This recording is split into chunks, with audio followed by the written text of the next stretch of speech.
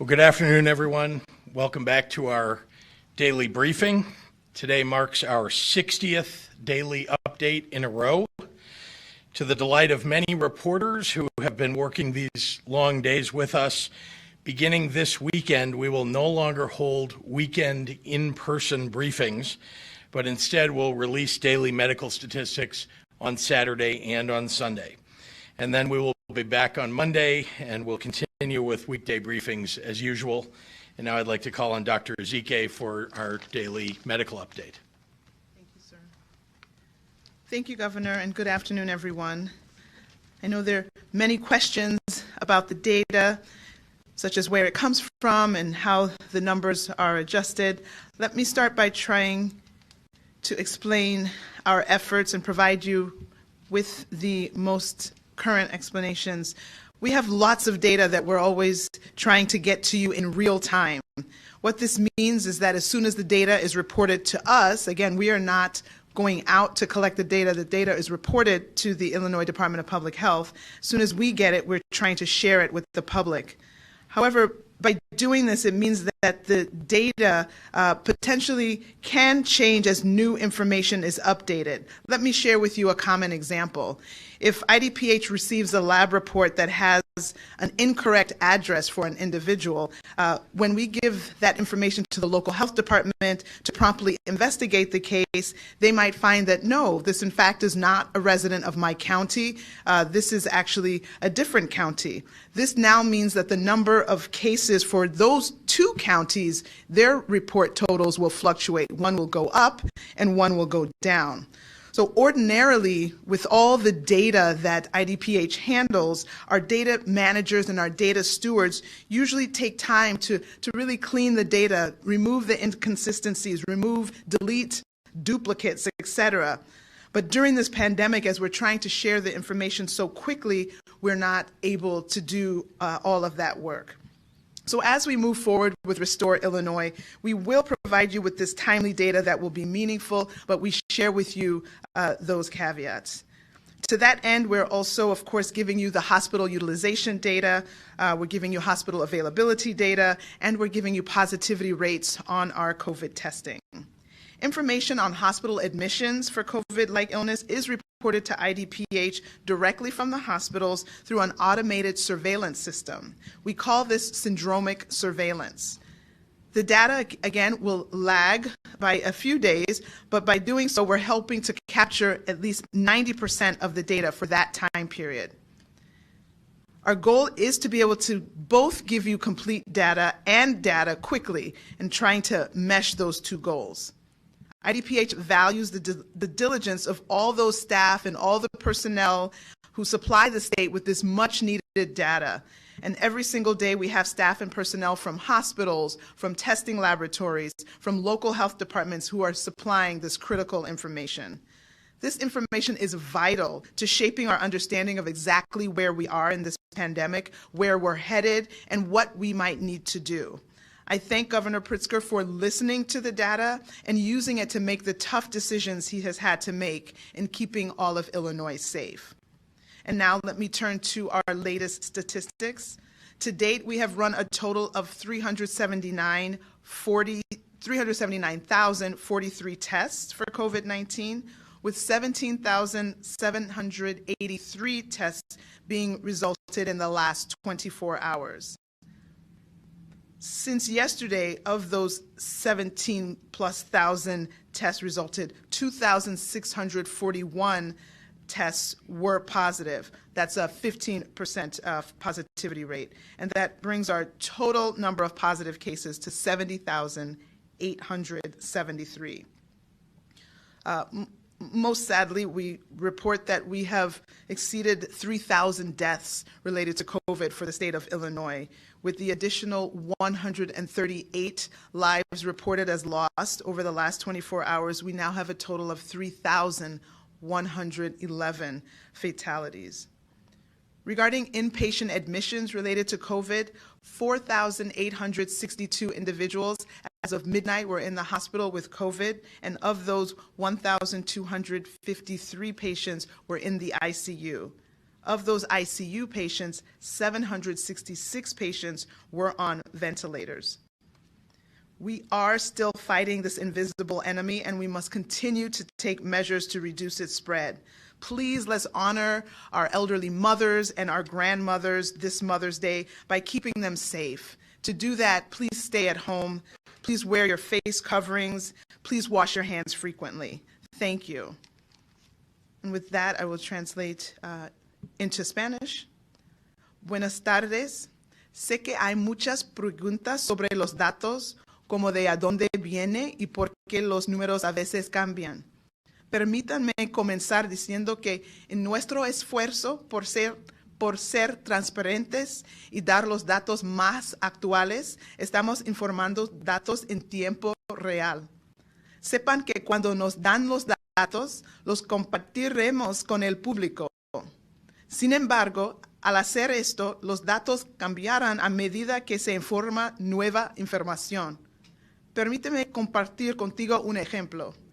IDPH recibió un informe de laboratorio que tiene una dirección incorrecta para una persona. Cuando el Departamento de Salud local investigó el caso, encontraron que la persona vivía en un condado completamente diferente.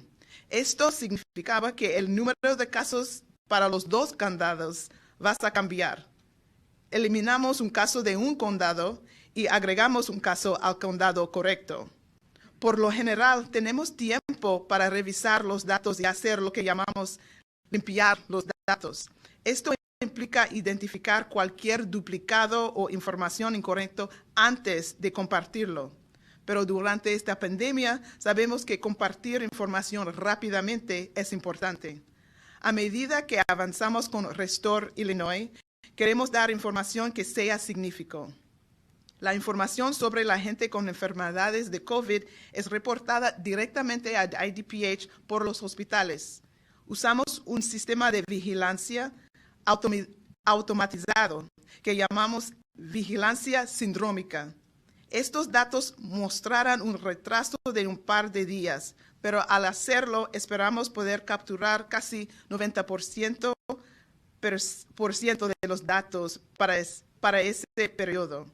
Eso no quiere decir que los números todavía no cambiaran, pero nuestro objetivo es poder dar la información más completa posible.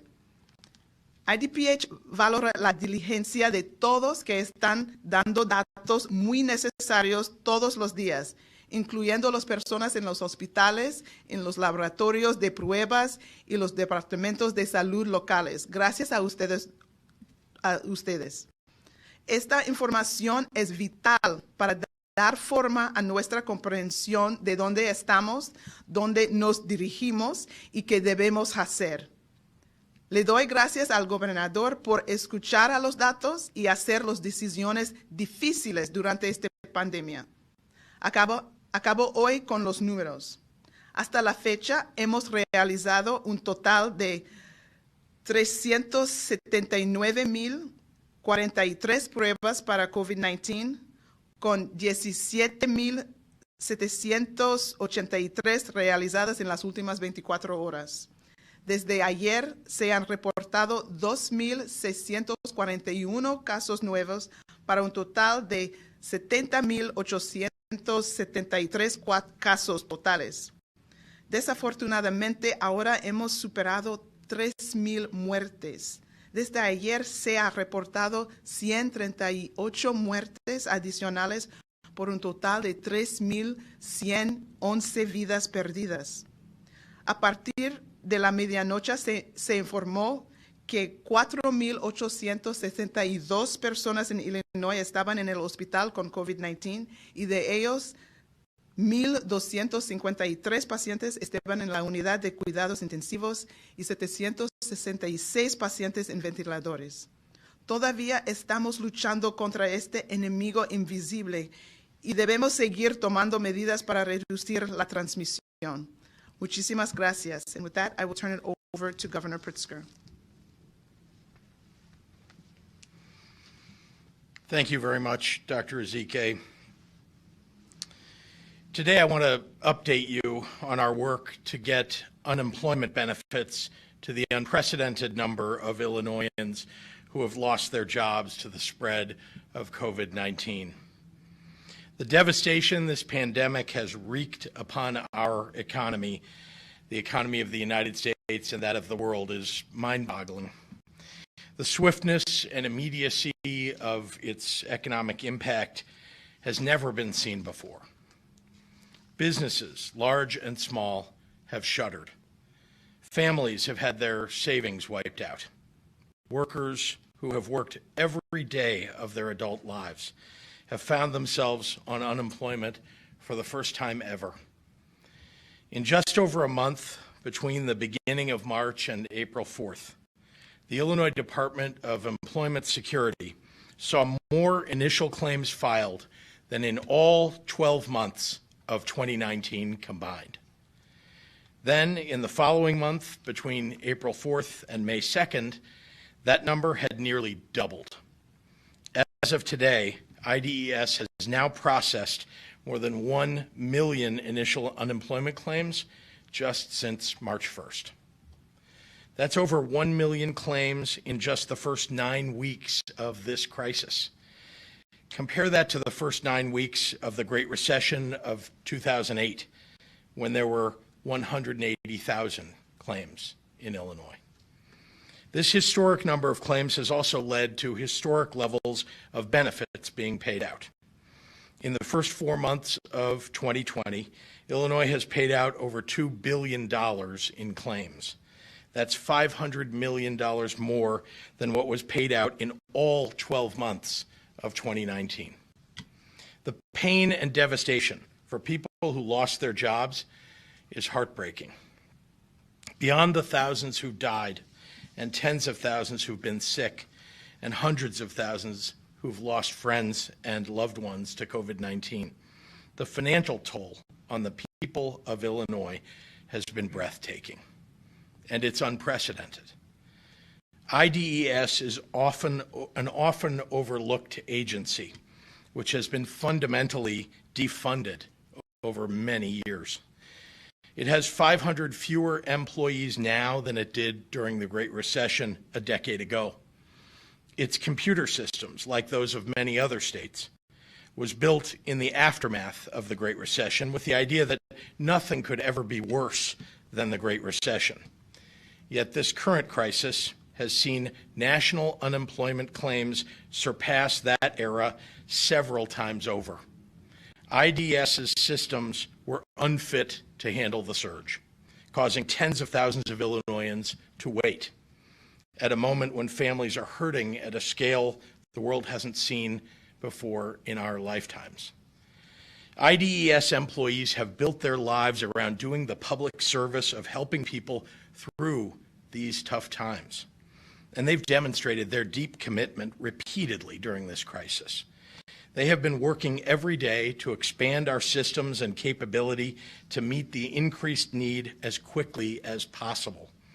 In many ways, they've been forced to build a new airplane while flying it. Over the last 2 months, IDES has used every avenue available to build up capacity. Employees have worked thousands of overtime hours to process the avalanche of claims.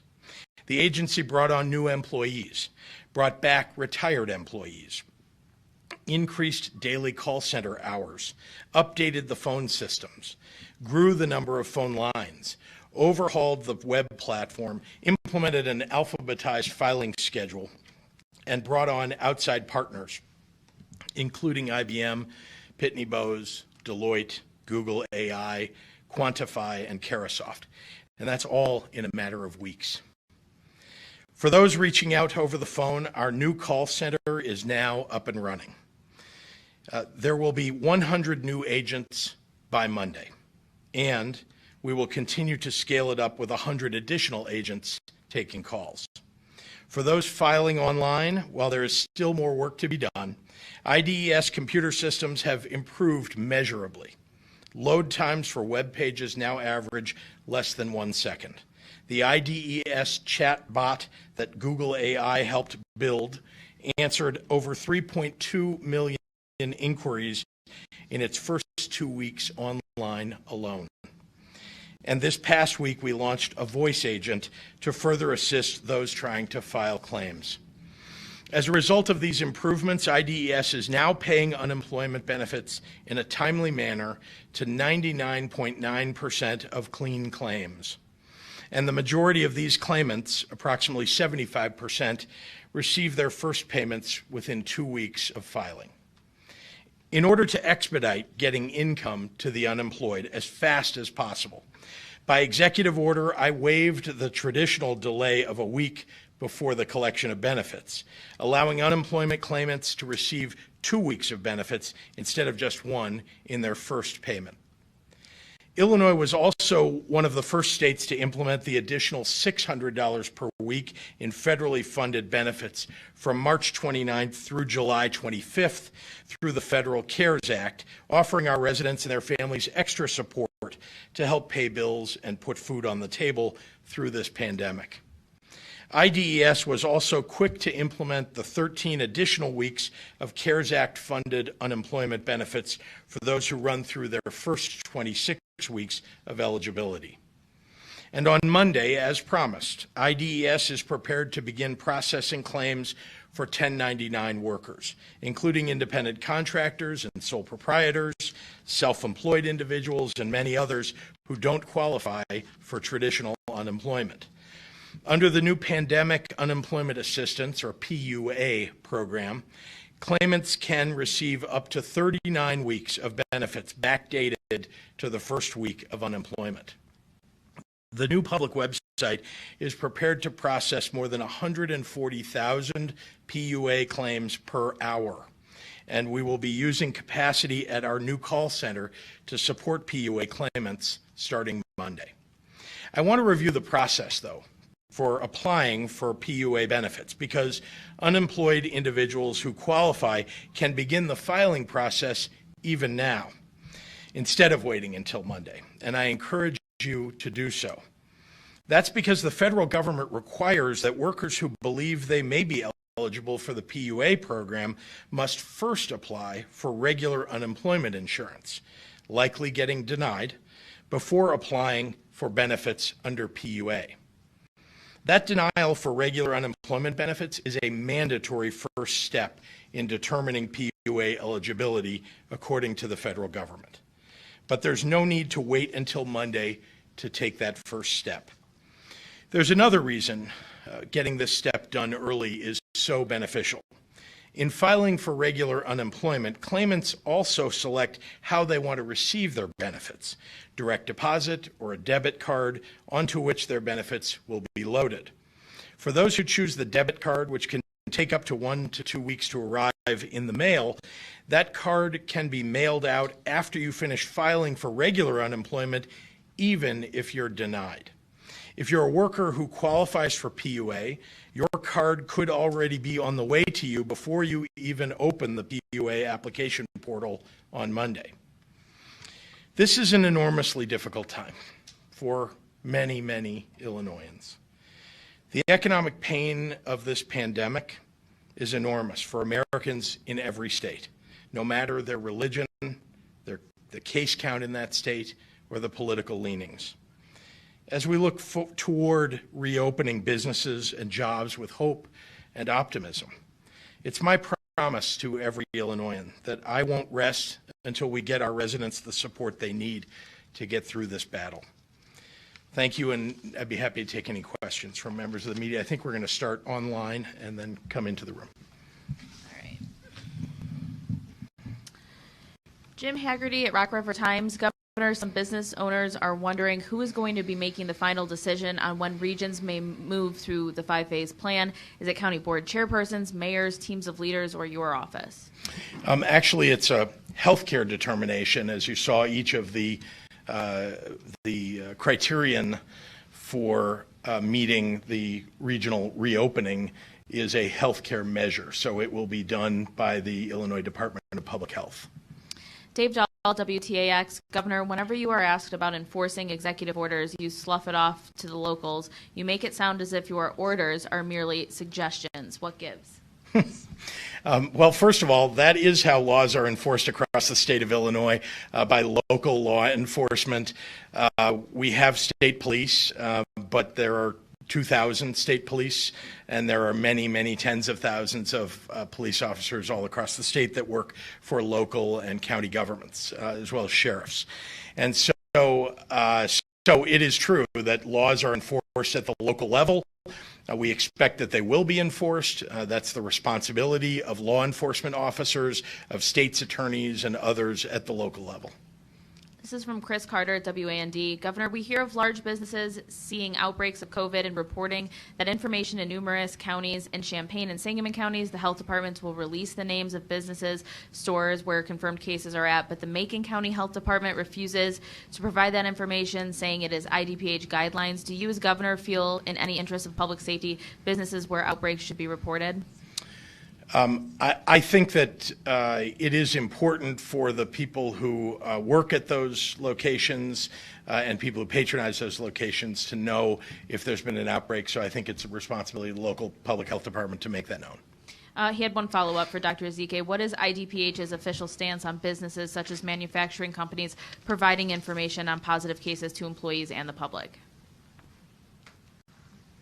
So there is a mandated reporting to IDPH regarding outbreaks, and so I think people are reporting that information to us. We are capturing the information. All the information you have regarding outbreaks is what has been reported, obviously, from the locals.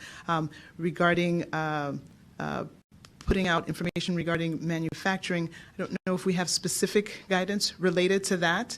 I think people are using their discretion to do what they think is appropriate in their locales. Mike Militich, Quincy Media. A growing number of police and state's attorneys say they will not enforce your order even if complaints are made. Have you considered utilizing state police and state licensing agencies to hold people accountable? Yes, and I've talked about that before. Cisco at WBBM News Radio. The NFL is announcing its 2020 schedule this evening. If Chicago is not at Phase 5, will even a reduced number of fans be allowed to attend games at Soldier Field?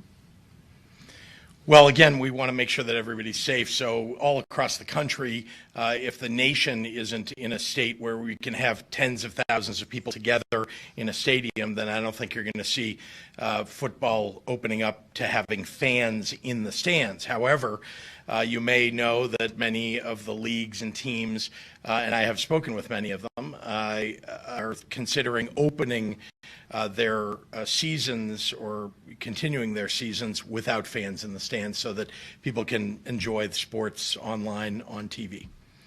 Dave McKinney at WBEZ. A valet to President Trump has COVID-19. Given the president's reluctance to wear a mask, do you believe he should quarantine for 14 days? And can you outline when you and your staff wear masks at the office? What's the status of your staffer who had COVID? Yeah, I think as a leader, you should set a good example for people. You should follow the rules. Look, you can get tested after you've been exposed to somebody to determine whether you have COVID-19, and I would hope that the President of the United States has been tested after finding out that he's been exposed to somebody with COVID-19. But I think that wearing face coverings in public and in offices where you can't keep social distance and where it may be required by the IDPH in its guidance is appropriate, and we do wear face coverings in the office. It's something that we began doing not that long ago, but some number of maybe 2 weeks ago, where when we have meetings or anything else, everybody is encouraged to and asked to wear a face covering. Shia at Politico, how does the general election fit into the new phase-in plan? Well, I think you've heard me say this many, many times. We need to have mail balloting for everybody in the state of Illinois so that we can make it much, much easier for people to vote who otherwise may not be able to leave their homes. It's especially true for those most vulnerable populations. So it's very important that we pass a law, the legislature, when they get together, to make sure that we have the ability to do that in the state. Obviously, there will be in-person voting as well. And so, how we implement that will be important, but I think that'll be, again, with a lot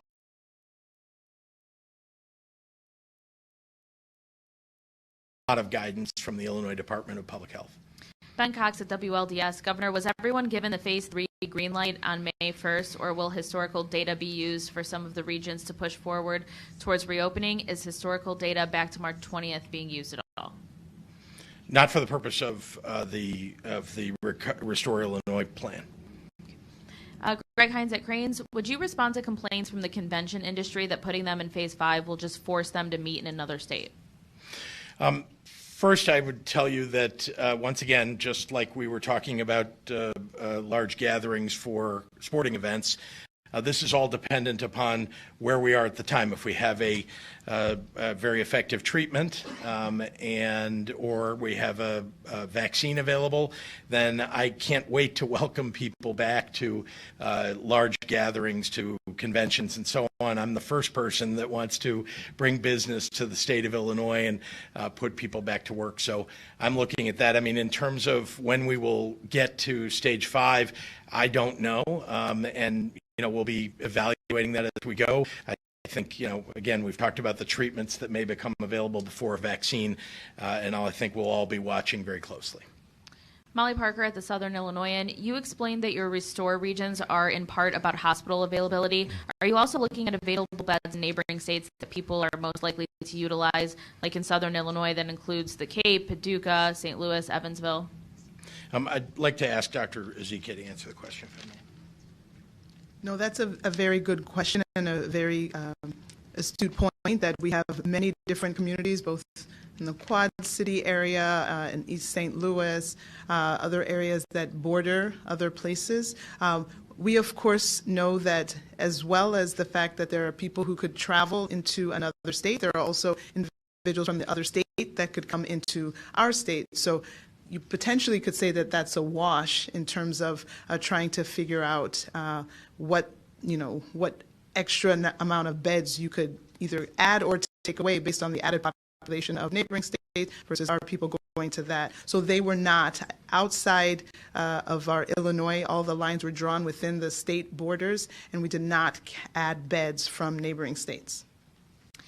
This is from Andy Weber in Peoria, who asks, Running Central, a clothing and running store in Peoria, has filed a lawsuit against the governor for the extended stay-at-home order and is seeking an exemption. How do you respond? Once again, everybody has a right to take a case to court to file a lawsuit, but the fact is that the goal here is to keep everybody healthy and safe in every community, even in that community, and I certainly would encourage the people who might patronize who might be patrons of that store not to do so, and the local officials to enforce the executive order that's in place. And again, the goal here is for us to keep everybody safe and healthy and to reopen the economy in phases, so the opportunity for that store to open may arise just in 3 weeks or so. AJ with WICS, when will the state start reporting COVID-19 recovery numbers? So I have been trying to do that on a regular basis, once weekly, here from the podium, and we will work to get that on the website. That's not a problem, to give our percentages. This is from Lisa at NPR. A new study from Harvard shows Illinois among the 41 states that fall short of benchmarks for adequate testing. Is it realistic that Illinois will be able to reach the suggested target of 64,000 tests a day? What specific steps are you taking to get there? I'm sorry, what was the website that's It was citing a this? Harvard study. Yeah. Every state in the country, let's be clear, is trying to ramp up testing. We're doing it better than most, indeed. We're, number 2 among the top 10 most populous states in the nation, even now, and we continue to ramp up our testing. So all I can say is that with a worldwide shortage of all of the supplies that has existed for so many weeks, and with the challenge of not having any coordination of testing from the federal government, or ability to gather supplies, only recently some swabs from the federal government, which I'm grateful for.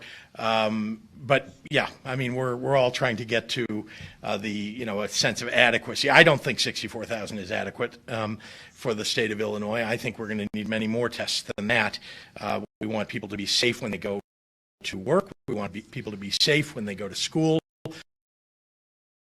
want people to be safe in all their activities, and they want to know that others have been tested around them so that nobody is without an opportunity to get a test. Elia Block Club asks, sorry, she's asking a different question. Okay, so since 1099 employees have already been told to file online, does the state have an estimate based on that of how many people will apply starting Monday? I don't. Jamie Monks with the Tribune. With the issues people have reported about filing for unemployment so far, what assurances can you provide that the beginning of gig workers applying for benefits will launch smoothly? What should people do if they experience issues with the system? Well, again, we hired outside contractors. They built an entirely new system. I described briefly to you that system has a much higher capability than the existing systems that IDES has for unemployment. And so I believe that it will be able to handle the unemployment claims that come in under the PUA system.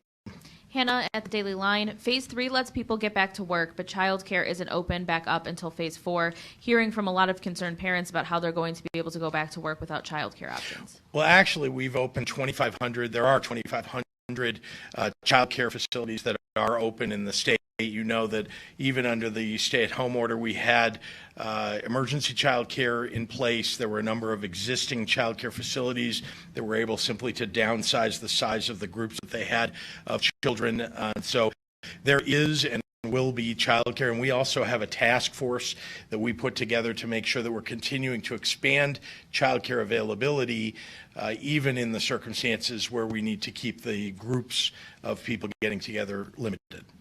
Lisa Donovan at the Chicago Tribune. I talked with former Governor Jim Edgar, who said he spoke by phone with Governor Pritzker this week. Governor Edgar said they talked about the stay-at-home order, Governor Pritzker's plan to reopen the economy, and about the criticism that will inevitably come as the pandemic wears on, people are out of work and or have cabin fever. He said he also shared that in crisis, he learned that doing the right thing supersedes politics and praised Governor Pritzker for doing that. What was your takeaway from that conversation? Any advice Governor Edgar had that turned up in your plan to reopen Illinois?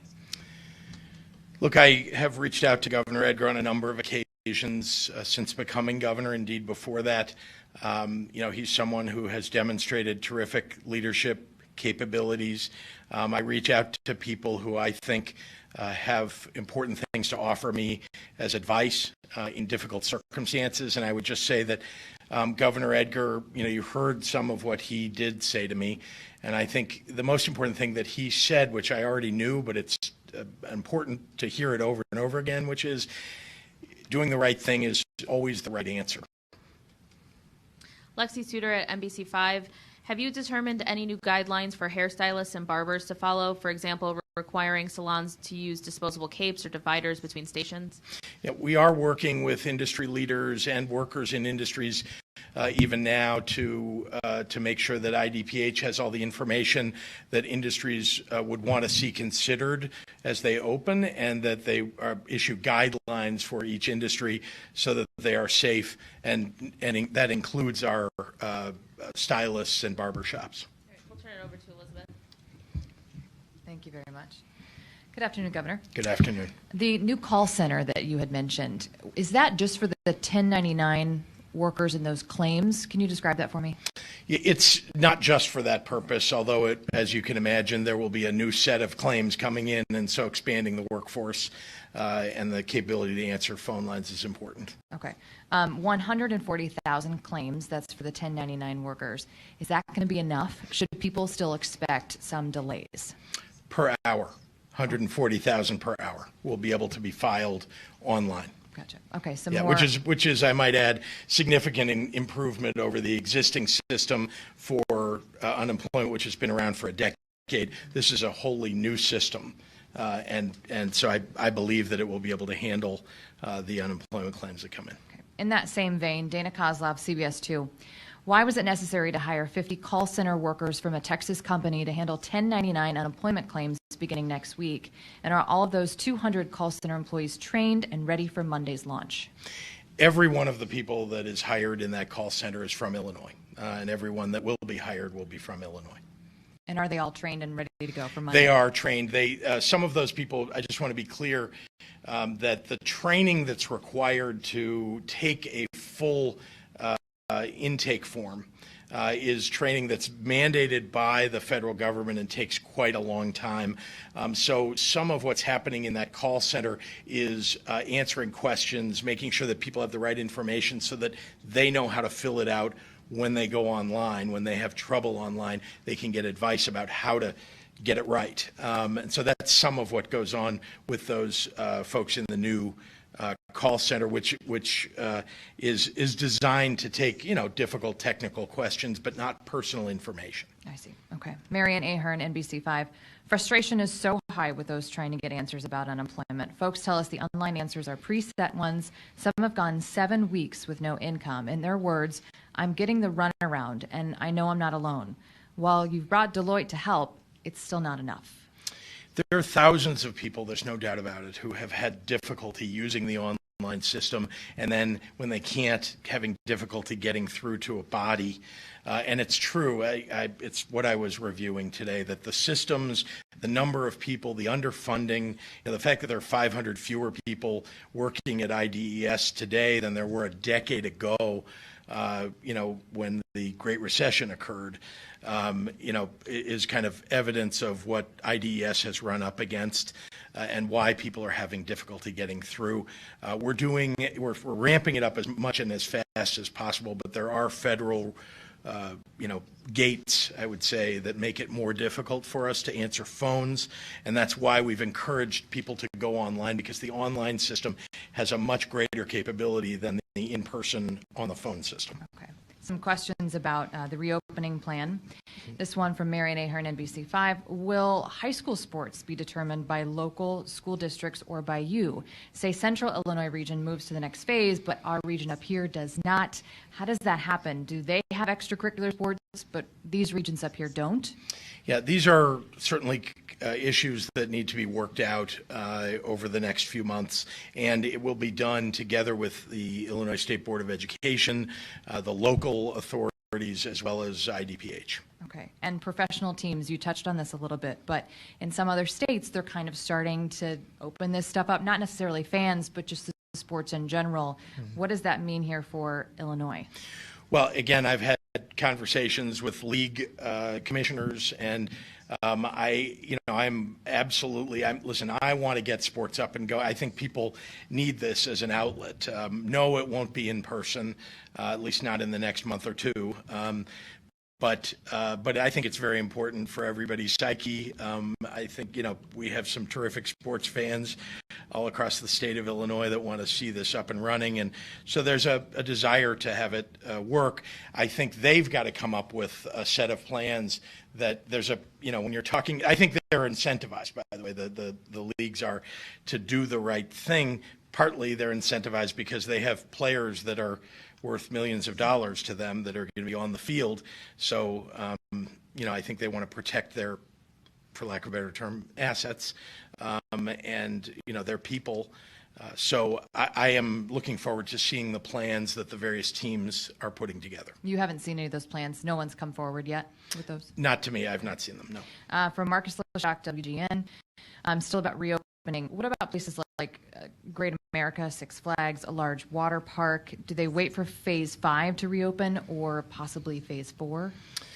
Well, again, under the current guidance that's been provided, and that's, again, with a lot of input, a significant amount of input from epidemiologists and doctors, as you saw, Phase 4, we would only have gatherings of 50 people or less, and that was the recommendation, again, of the experts. So obviously that would be difficult for a water park or or carnival or other kind of a large venue. But again, I have said this before, that the hope I think we all have is that an effective treatment. I know everybody sees a vaccine as happening who knows when, but an effective treatment I think is potentially on the horizon, and that will change everything. This plan can evolve. I've said that, we're going to change the playbook, if we need to, because things will change as we go forward. So I'm somewhat hopeful that we'll be able to address large venues like that. My colleague Tia Ewing, Fox 32, wants to know about malls, and specifically places like Orland Park. Tax revenue comes from the mall, area of town? What about those kind of things? Yeah, again, indoor venues with, with hundreds and hundreds of people who will be, walking together, that's an extraordinarily difficult circumstance under, the epidemiological recommendations here. So, that's something that will have to happen over the course of months and not in the immediate next phase. Craig Wall and Eric Hong, WLS, both want to know about the Northwest Bible Baptist Church in Elgin. Apparently, your office has received a letter informing you that starting on May 17th, they will resume in-person services while instituting a long list of safety and social distancing measures.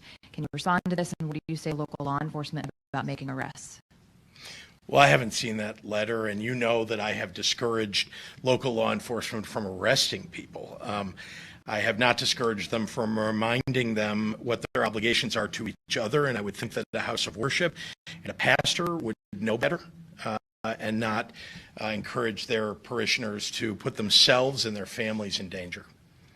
Okay. I do have some examples of what is in the letter, apparently. Temperature checks, face masks, 6 feet distance, no passing plate, encouragement that no one over 65 and attend. Are these measures good enough for a crowd of more than 10? First of all, I'm not the right person to ask. I mean, I can, make some judgment of my own, but it wouldn't be an epidemiological or expert view. I think that the 6-foot distancing is extraordinarily important. I didn't hear that in the suggestions that they've made. But suffice to say that, as I have said all along, houses of worship have an opportunity to have their parishioners worship. They just shouldn't do it in a way that is going to, cause the spread of the virus. And there are ways to do it. Many, many, many houses of worship have found ways to do this over the last 6 weeks. And I do want to remind everybody that this has only been ongoing for about 6.5 weeks. I know that it feels like forever for so many, and particularly for many of us who care deeply about our, the God that we worship and the desire to see our, our religious leader, pastor, rabbi, imam. And so, this is a very difficult circumstance, I know, but I think about the sacrifices that people have made in past generations during wars, during, very difficult economic times. And I think that if people can just hang on a little bit longer as we bend the curve down. Yes, the curve has bent, but it has bent too flat.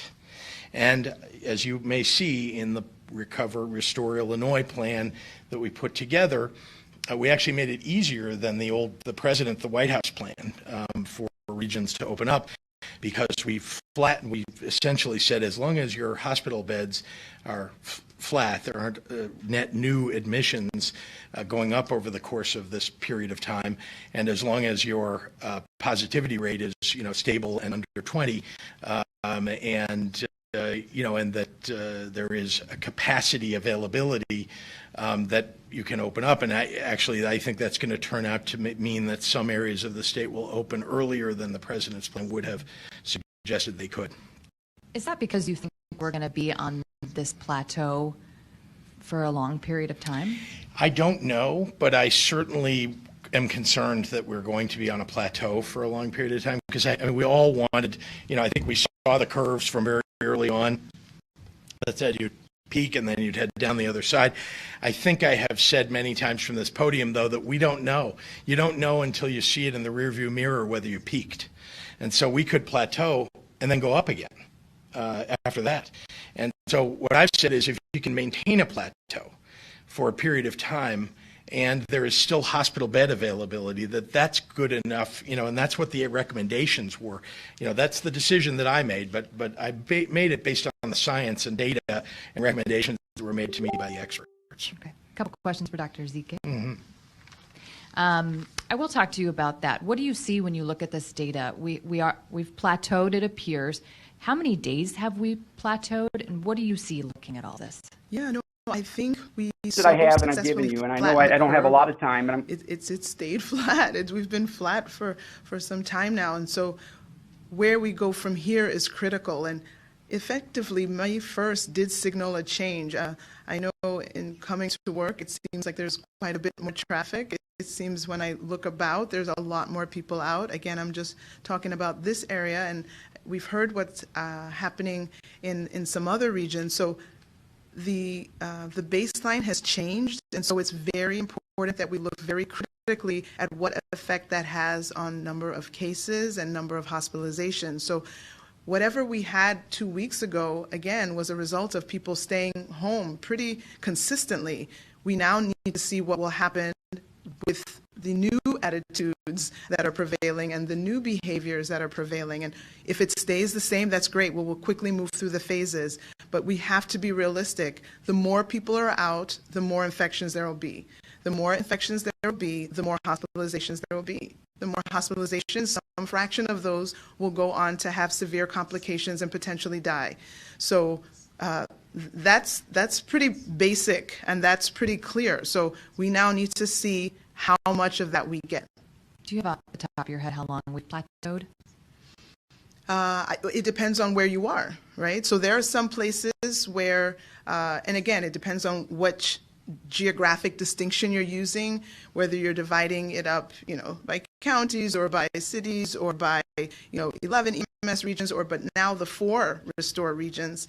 There are places that they are still increasing the number of cases, but slowly, but they are increasing. And then there are other places where it has been flat. So it's different. It's not uniform across the state, and we understand that. And so that's why we've looked, we're looking very closely every day, multiple times a day, just to figure out where we're at and figure out who's going up in what dimension, who's going down in the other dimension, at what rate, all of that. And again, if something, a game changer happens, like a very promising cure comes out and it looks like it actually heals people, not just decreases the amount of time that you're in the hospital, like we reset and we have to sit back down and figure out, okay, what can we lift up? Everybody wants us to get back to normal. We want to get back to normal. I think we are sending some of the frustration towards the wrong entities. We should be sending it towards the virus, and then we should all see how we can support ways to find cures. If people have had the virus and want to try to donate antibodies, try to donate their plasma, we can see if there's a potential cure there. We're hoping that scientists can come up with a medical, a pharmacological cure. So that's where we're trying to go. We are following the numbers closely. We're trying to see the trends, and we want to make sure that we don't put the citizens of Illinois in a precarious situation where if there's a surge, if we open up, that we don't just end up where we could have been and we're scared to be, 6 weeks ago. Okay. Dr. Zike, Univision wants to know, what is the current rate of infection for each zone? The current rate of infection. Okay, again, I am managing so many numbers, but when we think about the regions, I think basically everyone is at about the 20s or lower. So we have some, I think, region, when we talk about the Northeast region, I think they're in the low 20% in terms of positivity. And I know the other 3 regions, North Central, Central, and South, are well under 20%. Okay. You kind of touched on this a bit in your remarks earlier. WGN wants to know, sometimes there's discrepancies in what you say, for example, the number of deaths reported. I believe the site today says 137. You said 138. Data changing that rapidly, or are there other reasons? Yeah, so it could be that somebody has found already an additional number that needed to be added or taken away. Again, it is very fluid. We're trying to put information really faster than I'm comfortable with, but in an aggressive attempt to make sure we put everything out there, we will see that there are things that need to be corrected and adjusted, but we are putting it out. It's why end-of-year data, like we're also the stewards of all the cancer data.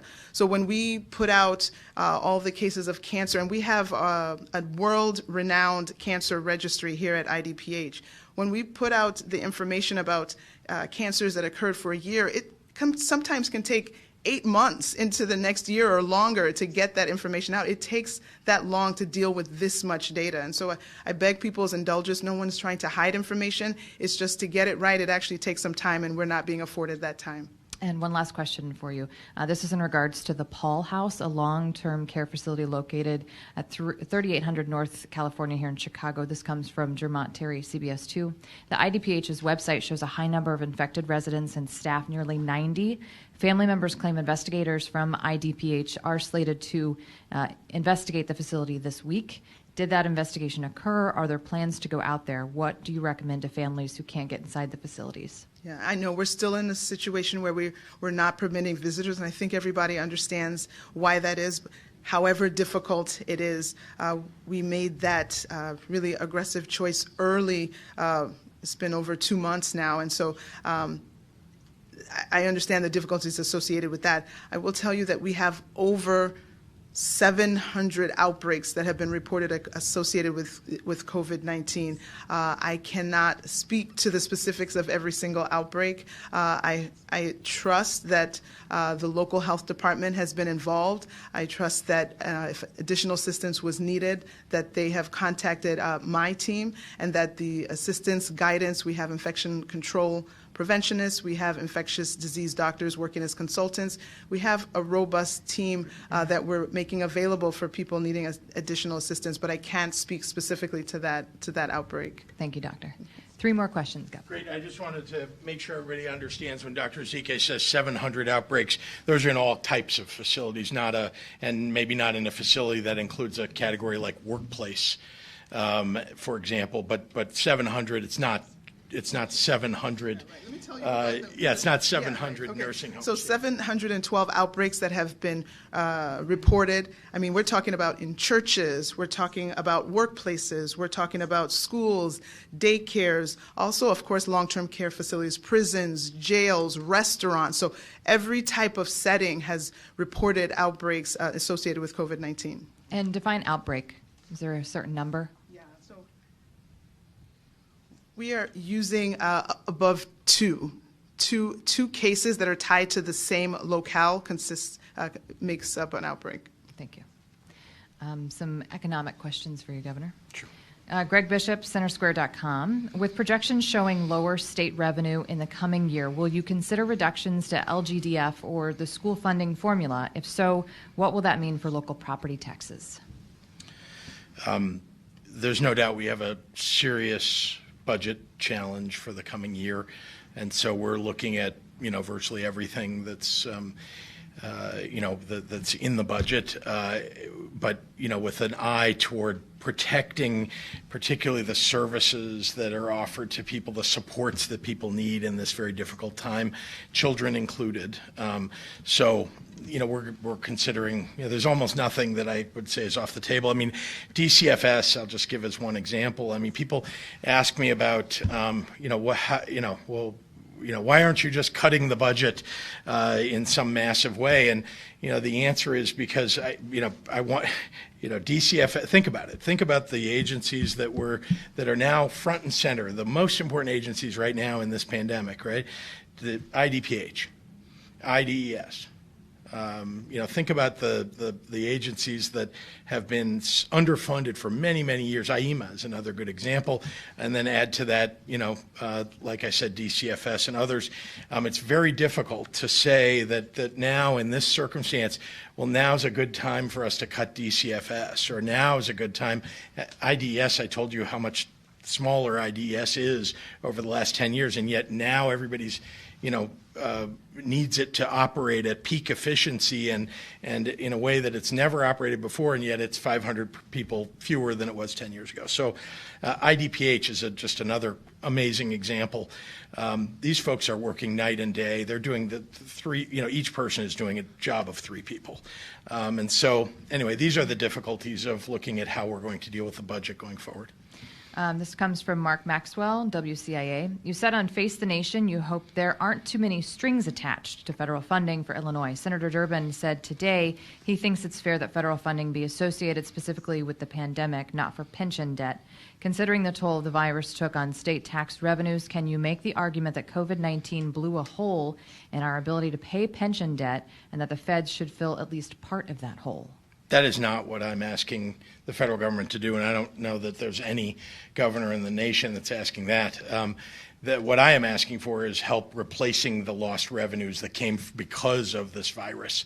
Everybody's experienced this. You can go to the most Republican state, the most Democratic state. I like the term that Mark is using, blowing a hole. It really blew a hole. And, we had a balanced budget for this year, this fiscal year, and we were on our way to having a mild surplus for the year, first time, I think, in quite some time, and we would have used it to pay down the existing bill backlog by some amount. And now, all bets are off, and all bets are off indeed for the plans for having a surplus for next year as well, unless the federal government steps up to the plate. And I think Senator Durbin has it right, that these funds should not be used for something that has nothing to do with coronavirus, COVID-19, and instead, should be a replacement for the revenues that we all lost. Okay, last question from me. Comes from Amy Jacobson, WIND Radio. Citing many studies by Harvard and Oxford, they suggest that a targeted lockdown of the elderly and those with comorbidities only both saves more lives and does less economic damage than the approach you've taken of locking down everyone in the same manner. Have you reviewed the work of these scientists and academics and dismissed their views or simply chosen not to consider them? I've considered all the views that I can find, and certainly there are a wide variety of views about how to handle this. Remember that the word lockdown was used in your question and by the authors probably, and indeed we locked down nursing homes. And yet, as we saw, there are people who work at these nursing homes who come in and out, and there's no way, because this is sometimes an asymptomatic infection virus, that there are people who feel just fine and they come to work feeling just fine, and they may not have any temperature at all, and they may be carrying COVID-19. And then they come in, or maybe they weren't, and then they come in and somebody who has COVID-19, they get infected, because sometimes that happens even if you wear all the PPE that you need to. And then that person leaves the facility. So the idea that just locking down those facilities is enough, I would argue it's not. But I understand the point that many of the people who've been terribly affected by this are older people. And if that's the point that's being made here, and that their congregate settings are the most dangerous ones. And so I know that that's, we have paid a lot of attention to that. But again, we don't know enough about this virus. The asymptomatic carriers are in some ways the most dangerous ones, because we don't know if they have it. I just have one last question from Tina at the Sun-Times. Yeah. Governor, I know you've said the regional breakdowns for reopening the plan, for your reopening plan, are based on EMS regions, but why are counties like Grundy, Kankakee, and Kendall being grouped with Cook County, which will be the last county in the state to be able to open? If the numbers are vastly different for those counties compared to Cook, could their businesses be able to reopen quicker? Yeah. So first, I would say that there's probably no way to draw these lines that would satisfy everybody. But I'd also say that people who live in counties that are within a region where people feel like, well, hey, nobody in my village or my town or my city, has gotten it, or I don't know anybody who has. Remember that many of the people in outlying counties around Cook County or around the collar counties travel in and out frequently, sometimes for their job, to those locations. And so that is one of the reasons why those counties are where they are. It has in part to do with the radius from the collar counties, which have significant numbers of cases. All right, thank you, Ron. Thank you.